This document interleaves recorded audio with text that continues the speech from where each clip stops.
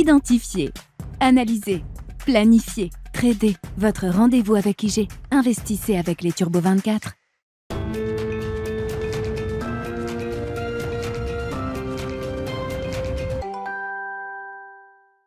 C'est parti pour Smart Bourse, votre double dose quotidienne de marché en direct sur Bismart. Chaque jour à la mi-journée, 12h30, 13h. Et en fin d'après-midi, la grande édition pendant 1 heure à partir de 17h en direct, rediffusée à 20h sur Bismart TV. Émission que vous retrouvez chaque jour en replay sur bismart.fr et en podcast sur l'ensemble de vos plateformes. Au sommaire de cette édition de la mi-journée, le CAC 40 et les marchés européens qui poursuivent leur marche à la hausse. C'est un train lancé à grande vitesse depuis le début de l'année pour les actions européennes notamment, qui gagnent quasiment 1% en moyenne par séance boursière. On le voit encore aujourd'hui avec des indices qui sont orientés en nette hausse, quasiment 1% de gain encore aujourd'hui pour l'Eurostock 50, pour le DAX à Francfort et pour le CAC 40 à Paris qui se rapproche des 7000 points désormais, 6990 points pour l'indice parisien au moment où on se parle. C'est un nouveau plus haut depuis le déclenchement de la guerre en Ukraine le 24 février 2022. Évidemment, le match sera relancé peut-être cet après-midi avec la publication attendue de l'inflation américaine pour le mois de décembre. Le CPI US sera publié à 14h30.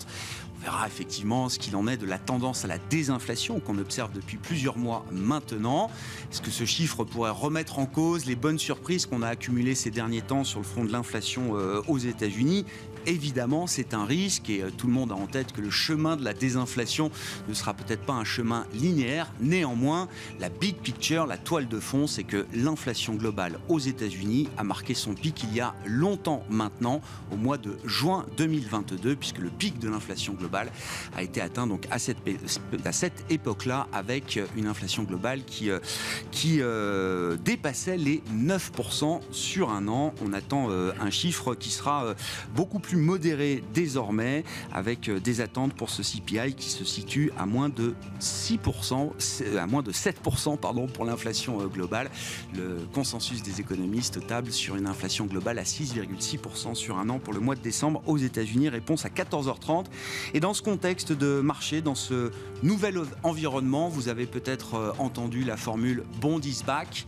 C'est vrai que le marché obligataire est de retour au cœur des stratégies d'investissement pour 2023. Ce sera l'occasion de revenir sur quelques clés de compréhension, le b.a.-ba obligataire comme je l'appelle, après des années de QI infini des banques centrales qui ont peut-être amené une petite perte de pratique et de savoir-faire sur les marchés obligataires. Nous en parlerons justement avec les spécialistes d'Iveo Capital Partners et le cofondateur d'Iveo Capital Partners, Michael Israël, qui sera avec nous en plateau pendant cette demi-heure.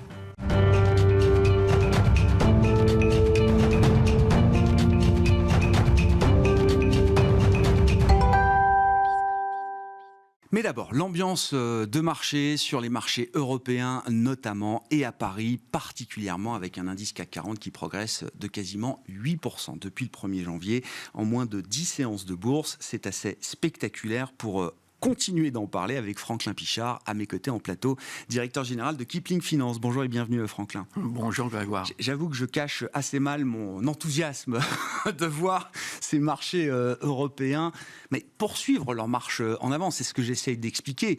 Le redémarrage des actions européennes, il date pas du 1er janvier, il date du 29 septembre dernier, avec une séquence sur le 4e trimestre qui a été très favorable aux actions européennes.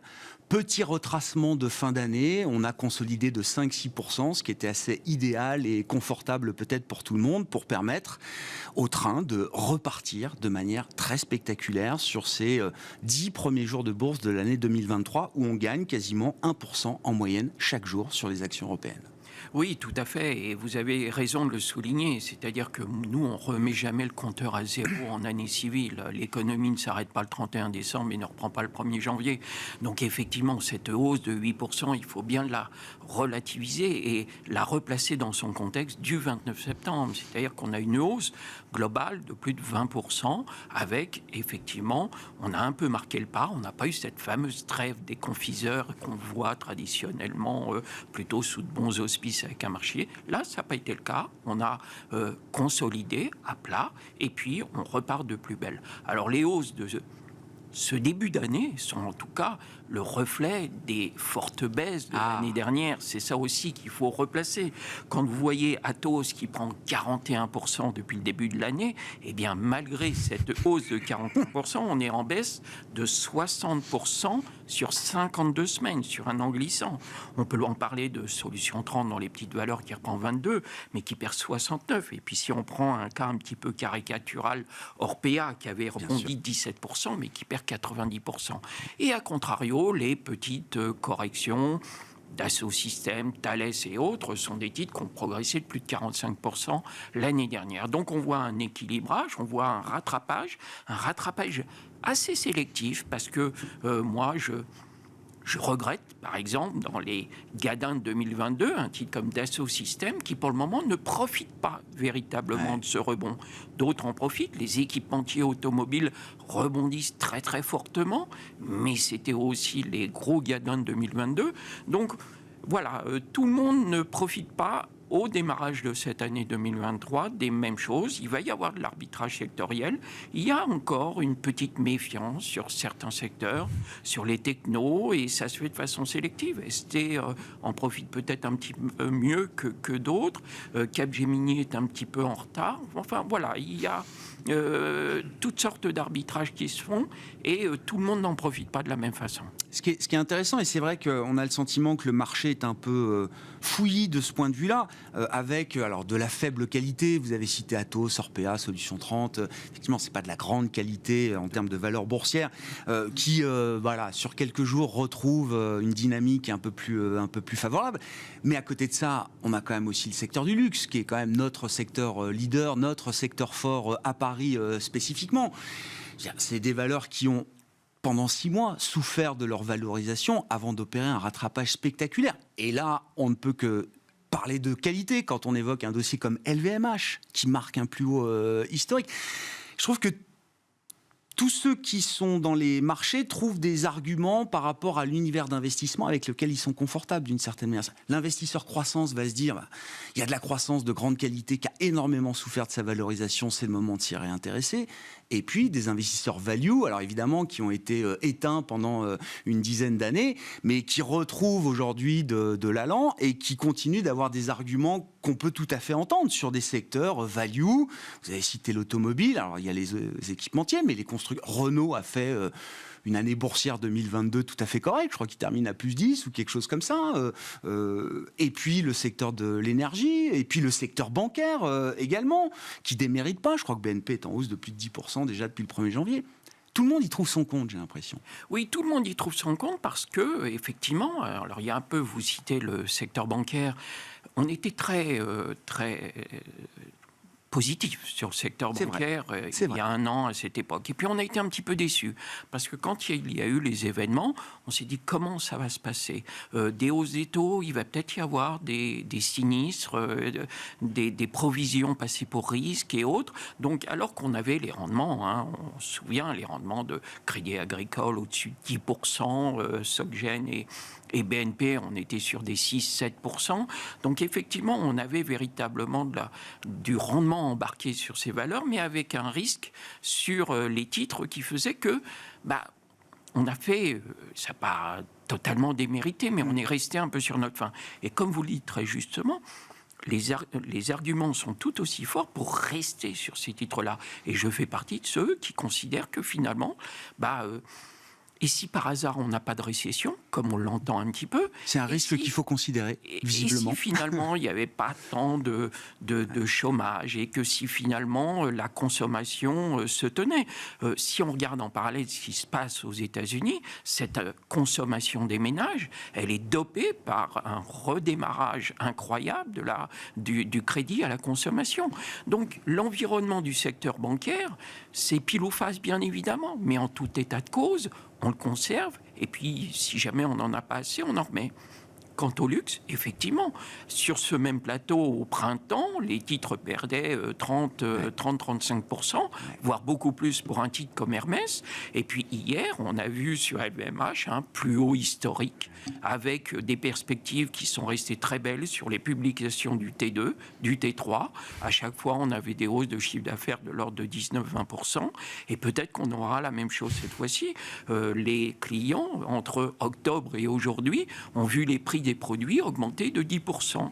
Donc, quand on a le pricing power, on arrive à faire passer les hausses de prix sur le produit final. Donc, ce sont des secteurs un petit peu privilégiés. Et puis LVMH, réouverture de la Chine, et on voit depuis le début de l'année, à nouveau, Kering qui se redresse, Hermès qui a récupéré, souvenez-nous que quasi au Hermès plus haut historique également, était retombé au moment où il y avait ce bashing sur le luxe, était retombé à 900-950 euros, on est remonté à plus de 1600, et etc., etc. Et là, avec l'ouverture de la Chine, l'ouverture du luxe, entre autres, eh bien pourquoi abandonner en route? Et effectivement, la notion de cherté, on n'en parle à nouveau plus du tout. On va attendre de vouloir dire que notre chien a la rage pour pouvoir commencer à avoir envie de tuer le luxe. Mais oui, parce que le phénomène de décompression des primes de risque fait aussi que les taux se stabilisent un peu. Enfin, je veux dire, il y a plus, on marque plus de nouveaux sommets sur les rendements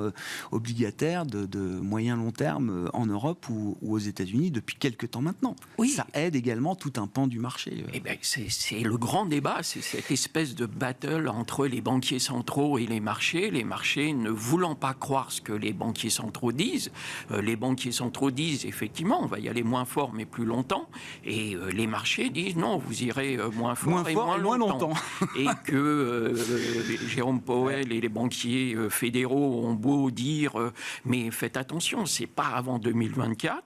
Vous avez les marchés qui continuent de dire en juin on commencera à voir le pivot et voir tout baisser. Quant à cela, on ajoute qu'effectivement, finalement, récession, mais peut-être pas, d'une ampleur puissante, mais peut-être pas, etc., etc. Donc ça explique un petit peu cet environnement très vertueux auquel on est confronté au quotidien en ce moment. Alors, la contrepartie, on va dire, de cet environnement Goldilocks qui pousse encore les actions européennes sur ce début d'année, c'est que la saison des résultats arrive et qu'on se retrouve peut-être dans une position un peu plus tendue, justement, sur les marchés en termes de prix, en termes de valorisation, alors même qu'on n'a pas encore la livraison des résultats du 4e trimestre et les perspectives des grandes entreprises pour cette année 2023. Le moment de vérité, ou en tout cas l'année 2023, elle commence vraiment là dans les prochains jours et les prochaines semaines avec les publications de résultats. Oui, tout à fait. Pour moi, on dit que les marchés attendent l'inflation qu'on connaît évidemment, les créations d'emplois, le chômage, etc. Ces indicateurs qui nous rythment toutes les semaines. Mais je pense que l'autre élément qui est quand même très positif, qui est très attendu, c'est demain, le début de la saison des publications avec les banquières américaines.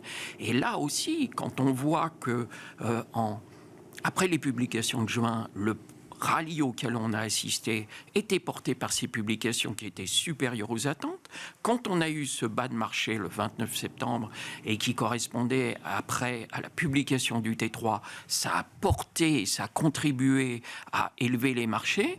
Est-ce que les publications qui vont démarrer cette saison vont nous porter et pour une troisième fois, et est-ce que ça va accompagner ce phénomène de hausse des marchés? Ça va être la grande interrogation. Mais c'est vous qui me le signalez ce matin. C'est vrai que en plus, aujourd'hui, on n'a pas eu tellement de warnings d'entreprise.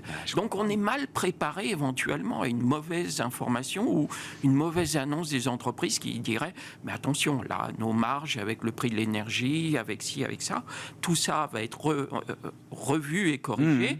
Et pour le moment, les marchés ne sont pas très prêts à entendre une révision en baisse, des perspectives un peu négatives de la part des entreprises qui, comme on l'a dit, ont été très agiles, maintiennent l'emploi, ont des marges qui restent correctes et puis ont surtout fait tout ce qu'elles avaient à faire en termes de nettoyage. Donc elles sont véritablement au taquet et je pense que une mauvaise publication ou des mauvaises annonces sur le semestre prochain ou le prochain trimestre serait mal perçue par le marché. Ouais, effectivement, peut-être que voilà, cette envolée, cette poursuite de l'envolée des marchés peut aussi nous mettre dans une situation de fragilité si jamais les résultats n'étaient pas à la hauteur des attentes. Ça commence, vous l'avez dit Franklin, demain avec les bancaires et les financières américaines, JP Morgan, Bank of America, Wells Fargo, Citi, BlackRock dans les services financiers et la gestion d'actifs également, sont des entreprises qui publieront demain leurs résultats avant l'ouverture des marchés américains. En attendant, on aura ce fameux chiffre d'inflation mensuel aux États-Unis cet après-midi à 14h30 pour le mois de décembre. Franklin Pichard qui était à nos côtés comme le jeudi tous les 15 jours à 12h30 dans Smart Bourse, le directeur général de Kipling Finance.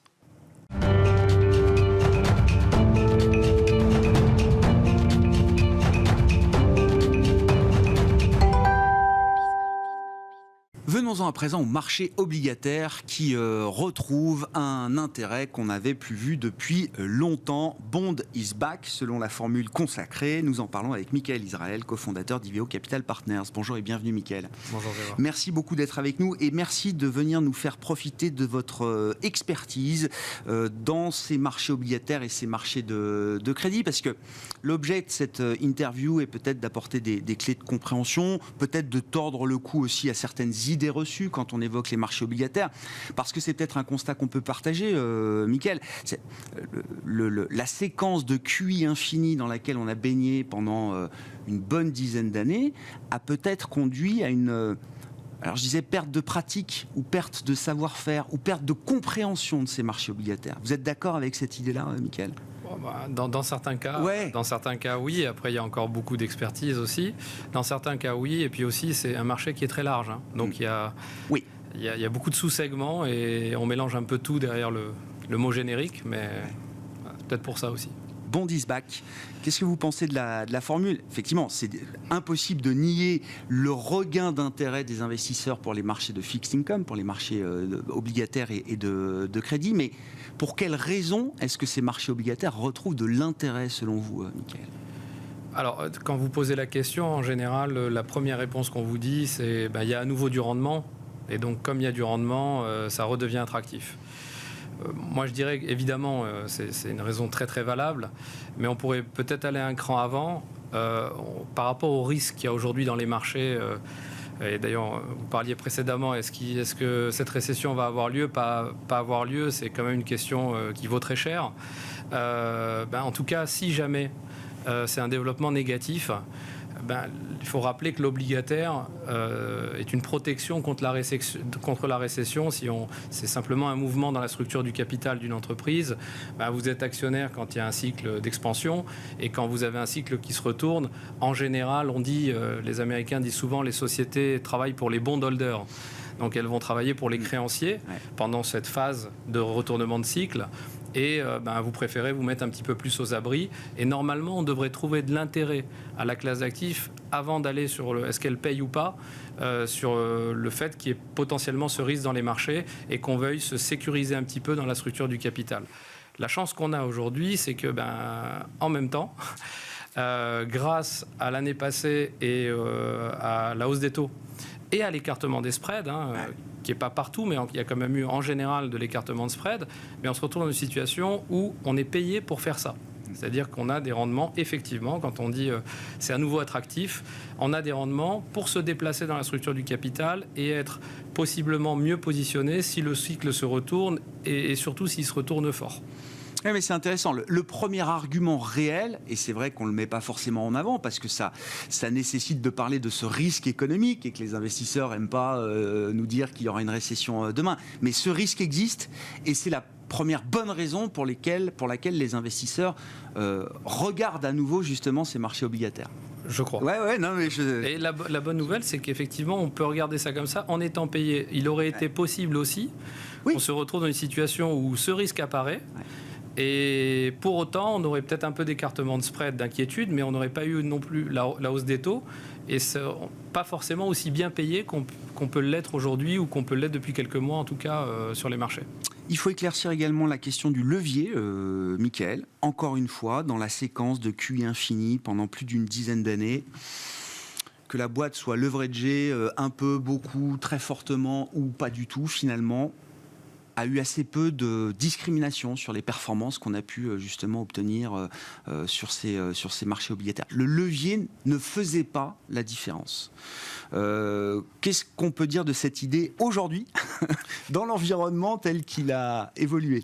Alors ça c'est vrai, hein, ça c'est vrai, c'est vrai. Je me demande peut-être même dans les actions aussi ça a été parce que bon, c'est vrai que vous ayez été sur des sociétés endettées ou pas endettées, à la fin, j'ai envie de dire, et alors puisqu'il n'y a pas eu de taux de défaut important, il n'y a pas eu de pic de défaut, et pourtant, c'est pas, dans le même temps, on a augmenté les niveaux d'endettement des entreprises de manière significative dans le cycle de quantitative easing. Donc, si on revient à un retournement de cycle, vous savez que normalement, la chose qu'il faut surveiller dans le retournement de cycle, c'est le levier. Parce que les problèmes, à la limite, on peut les vivre.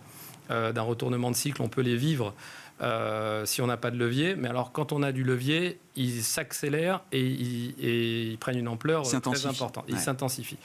Et donc, peut-être que dans ce nouveau cycle, encore une fois, peut-être qu'on ne va pas avoir un retournement de cycle très fort, etc. D'ailleurs, c'est un peu l'intérêt aussi, j'en dirai un mot derrière, mais ce qui est pas mal aujourd'hui dans les obliques, c'est que dans les deux scénarios, on est pas mal. C'est ça qui, à mon avis, donne beaucoup de valeur à la classe d'actifs aujourd'hui. Mais dans le scénario d'une récession, si on fait un portefeuille bien sélectionné, on est correctement payé et on peut construire un portefeuille sans avoir d'exposition à des sociétés trop endettées et se retrouver à vivre le retournement de cycle correctement.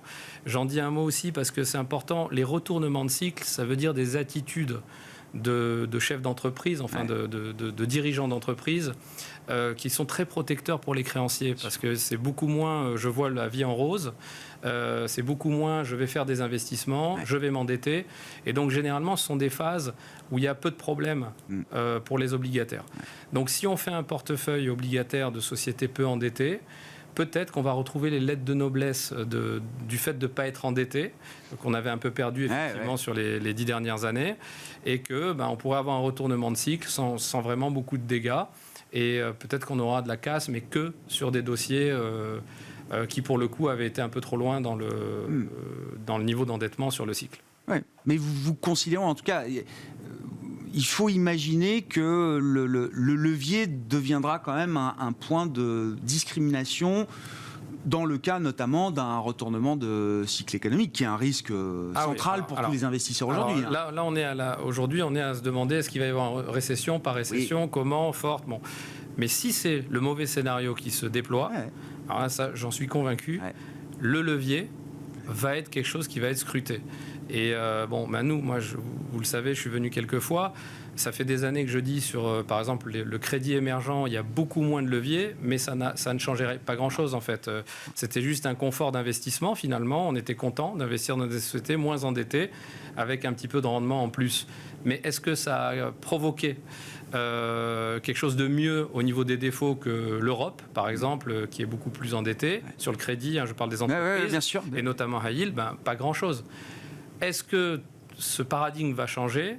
On pense que oui, ça devrait être quelque chose qui devrait être regardé beaucoup plus. Justement, là, dans le sillage de cette attention qu'il faut porter au levier désormais, Michael, comment faire le choix entre investment grade et high yield ?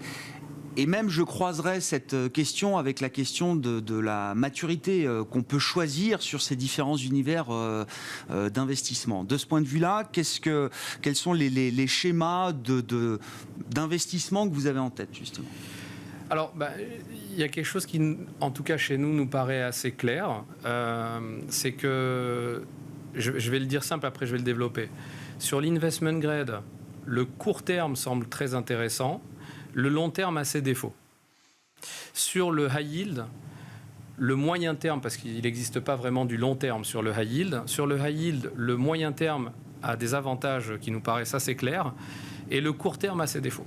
Je précise que la manière dont vous présentez les choses, c'est pas forcément intuitif, y compris pour des investisseurs qualifiés. Non, mais on pourrait se dire, bon, finalement, la boîte est high yield, mais sur du court, je sais que je risque rien parce que j'ai confiance que sur 1 ou 2 ans, cette boîte-là pourra s'en sortir et ne fera pas défaut. En revanche, sur du plus long terme, je peux avoir une question. Là, vous nous dites exactement l'inverse. Il faut prendre du court investment grade et sur du plus long, regarder la partie plus spéculative ou moins bien notée.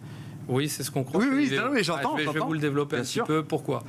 Il y a deux risques. Il y a le risque de solvabilité et il y a le risque de liquidité. Donc, quand un marché se retourne, un cycle se retourne, on s'expose à ces deux risques.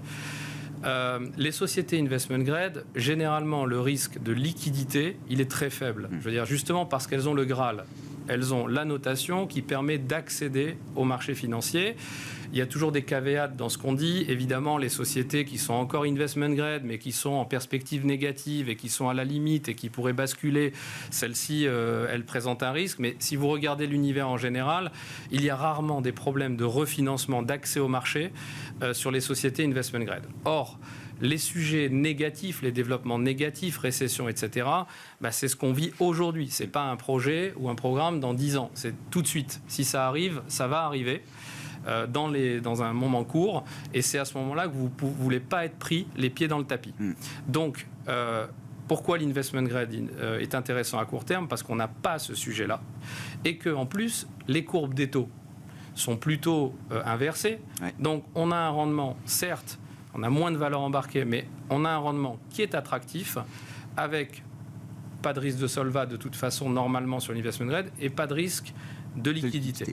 Pourquoi on n'aime pas sur la partie longue ou on aime moins sur la partie longue l'investment grade ? Parce que quels sont les moteurs de performance si j'achète demain une obligation investment grade, certes d'une société solide, mais qui finalement, il faut que j'attende, je vais l'acheter pour 10 ans par exemple. Ouais.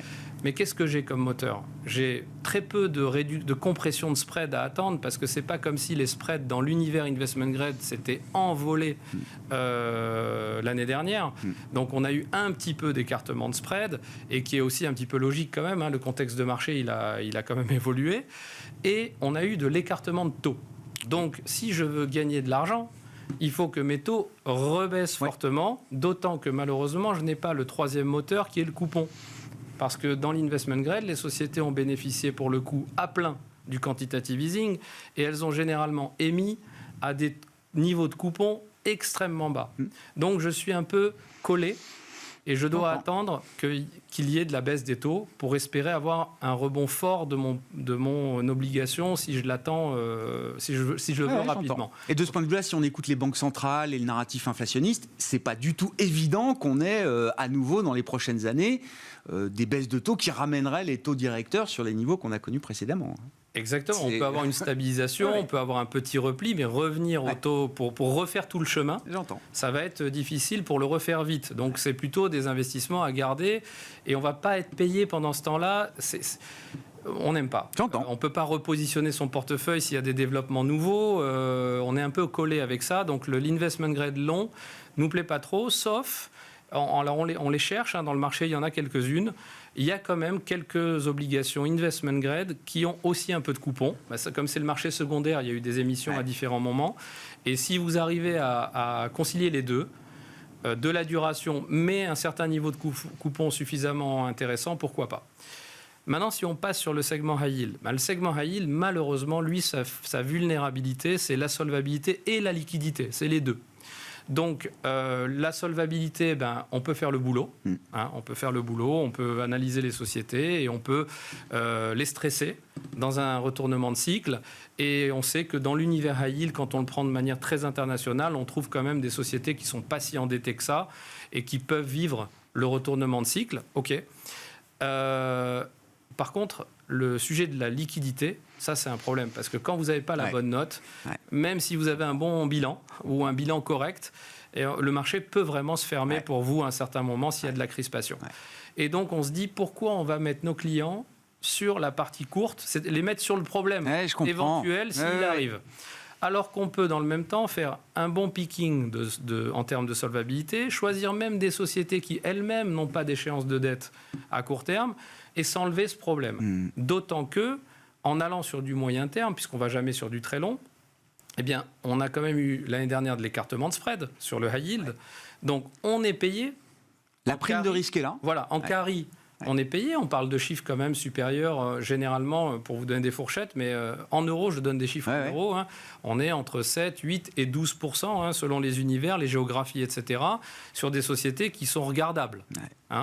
Prendre du 12% par an, ou 10 ou 8 pendant 5 ans, c'est pas mal. Et si les choses vont mieux, ce que je disais tout à l'heure, on est sur les deux aspects. Si les choses vont mieux, s'il n'y a pas la récession, si tout ça, on va être bien. Oui.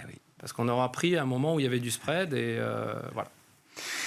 C'est les intérêts retrouvés des marchés obligataires. Hein. C'est pas une raison spécifique pour un marché qu'il faudrait voir comme un marché homogène. Non, il y a plein de bonnes raisons, effectivement, dans ces poches obligataires qu'on a pu décrire, de s'intéresser à nouveau à ces marchés de crédit. Merci beaucoup, Mickaël. Merci d'avoir été avec nous, de nous avoir fait profiter de votre expertise sur ce front des marchés obligataires. Mickaël Israël, cofondateur d'Iveo Capital Partners, qui était l'invité également de Smart Bourse à la mi-journée sur Bismart. On se retrouve à 17h en direct.